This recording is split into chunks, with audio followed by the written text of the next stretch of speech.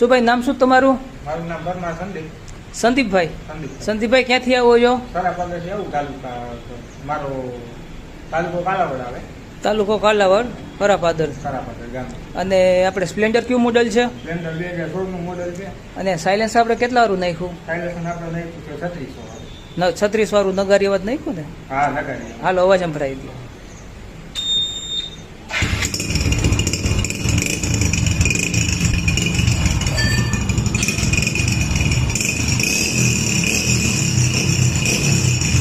Ready. હા